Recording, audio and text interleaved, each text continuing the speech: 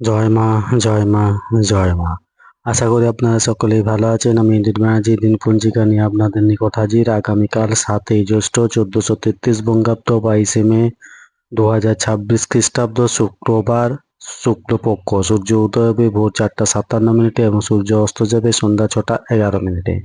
এই দিন ষষ্ঠী স্থায়ী থাকছে দুপুর 12:02 পর্যন্ত। পুষ্যা নক্ষত্র সকাল 8:23 পর্যন্ত। জাতক জাতিকার জন্মের ক্ষেত্রে কর্কট রাশি বিপ্রবর্ণ, দেবগুণ অষ্টত্রী চন্দ্রের বিংশত্রী শনির দশা সকাল 8:23 পর, রাক্ষসগণ বিংশত্রী বুধের দশা। মৃত্যুর ক্ষেত্রে দোষ নেই, দুপুর 12:02 পর একবার দোষ।